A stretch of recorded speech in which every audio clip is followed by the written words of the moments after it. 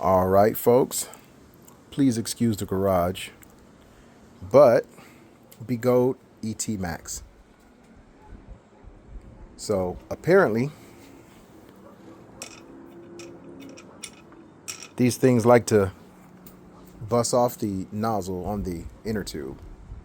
Thing was sitting over there, and I jumped on it, and it was on flat. I talked to them at Alien Rides, and they said that normally happens when it's too little pressure or too much pressure. But I had it at 27 psi, and I weigh 190. So the guy said that was about right. So I really don't know what happened.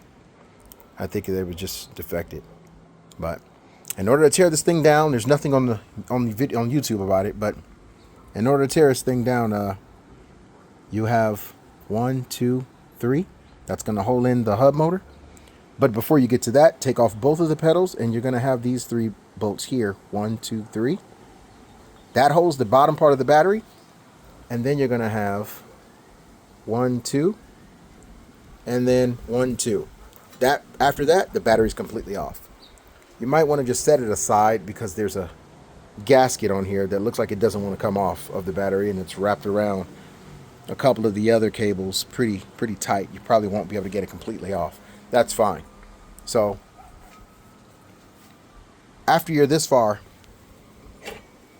you're gonna have, before you get this far, you're gonna have to take off this bracket, the one that sits like that. When you take that off, then you can get to the bolts to take off the battery. So this apparently is the shock in the back. So this is the right side. I took the bolts off of the left side, then off of the hub motor, which on the other side you're going to find 4, not 3. Over here is 3. So on the left side it's going to be 4, and the right side there's 3. I put one bolt back in it to hold on to it so that I could flip it over and take off all of the stuff on this side. Then I flipped it back over to take it off so that I can get the hub motor out without it flopping all over the place. All right, so again, this is the first one I've seen on YouTube, or the first one. This is the first one I'm making on YouTube. No one made a video on this yet.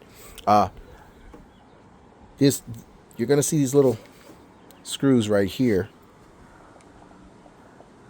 that hold this cable in, that you're gonna have to take out in order to get the rim off.